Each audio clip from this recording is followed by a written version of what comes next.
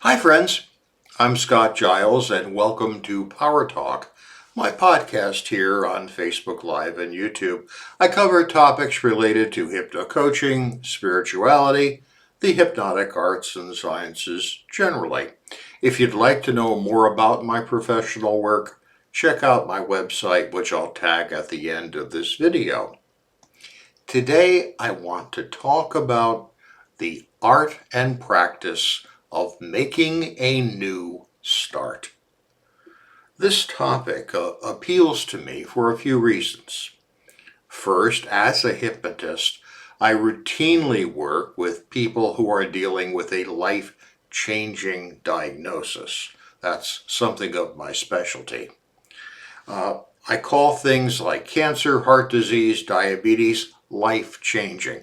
They're long-term chronic conditions.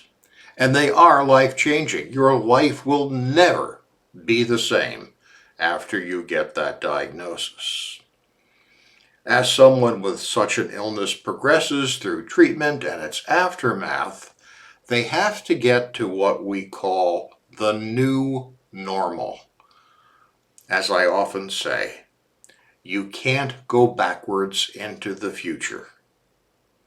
Life is never going to be the way it was before that diagnosis, but it doesn't mean that life's gonna be worse.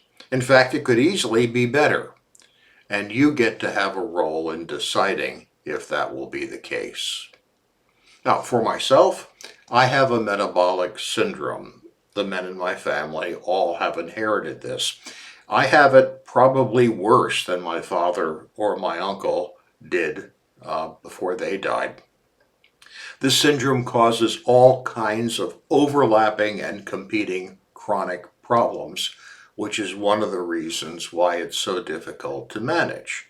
I have heart problems, high blood pressure, high cholesterol, high triglycerides, diabetes, high blood sugar, gout, high blood urea, and even in the later stages as you get into, as a senior citizen, liver disease, which showed up exactly on schedule for me too.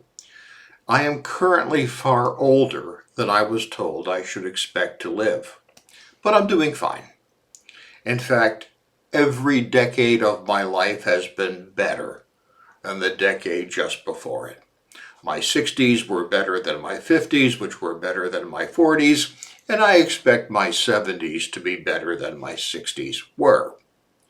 The reason is that as I've dealt with my medical conditions, I've made choices that have moved me to a healthier lifestyle, physically, emotionally, and spiritually.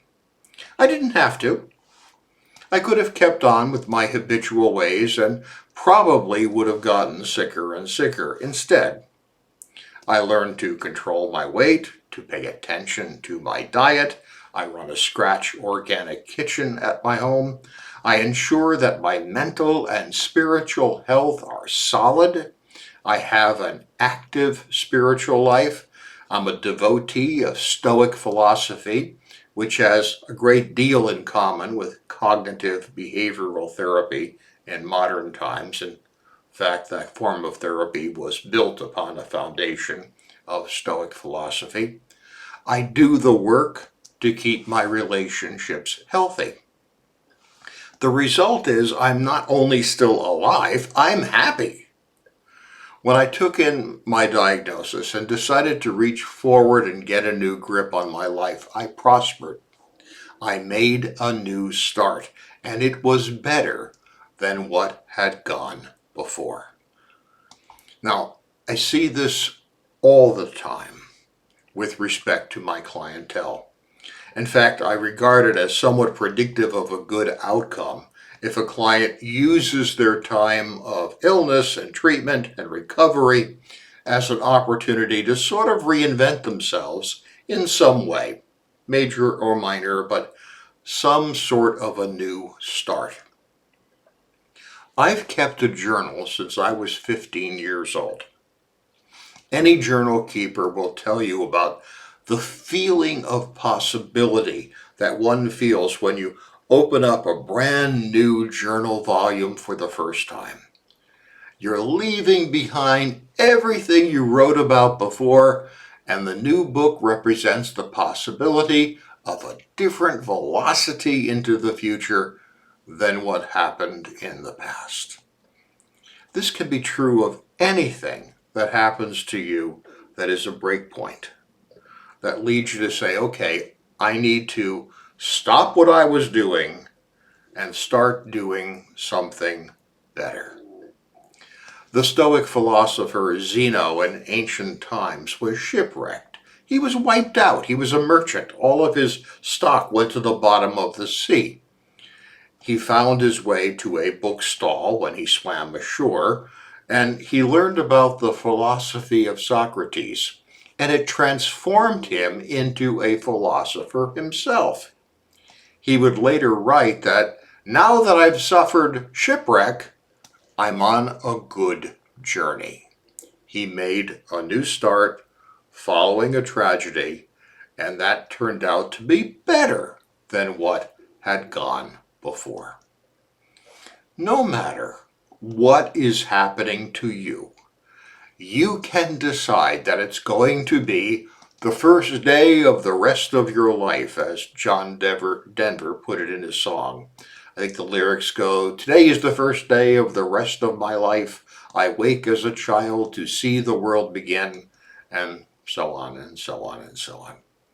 Now, a lot of people have told me that getting a divorce has been such an opportunity for them.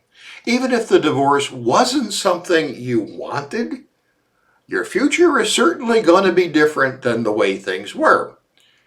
And you can decide to use that to make changes, perhaps changes that you've pondered, that will result in a different kind of lifestyle for you, one that's thought through instead of just happened to you, and that will be better. When my first marriage ended after 13 years, I realized that I was living a cluttered life, full of stuff that my first wife wanted to have. When she left a lot of that for me to deal with because it took a lot of work to maintain, and she didn't want to do that. I decided that I didn't want to do that either, and I didn't like the stuff anyway. So I adopted a minimalist lifestyle. I thought it through. I made plans. I gave away a tremendous amount of stuff. I simplified my wardrobe. I dropped activities that were not really important to me and focused on what gave me joy. Any day can be the day when you get to do a do-over and decide that from now on, you're going to do things differently. You are not bound by the decisions you've made in the past. You can choose a new path. Ultimately, the past has no power to affect us except the power we give it by allowing it to determine how we behave in the present, which of course creates our future. Now, a really strong reason to do this, to use any disruption in your life as an opportunity to make a new start, is that it will help you overcome fear. Fear is the default emotion in the human brain. Fear makes a creature cautious. Cautious creatures tend to survive and reproduce, passing on the fearful genes.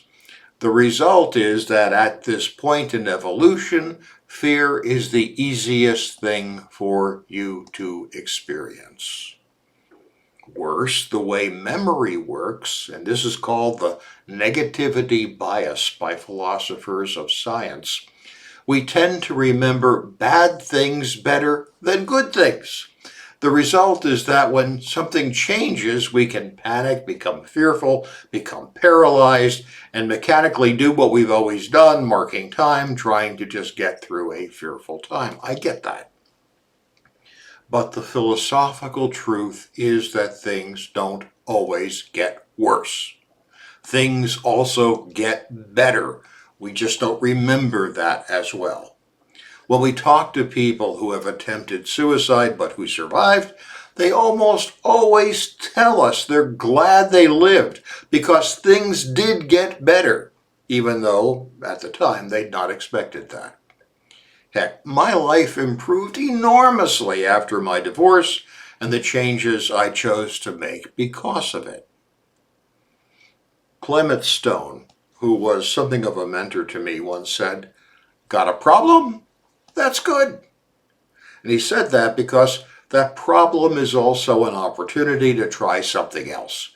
Something rough happened?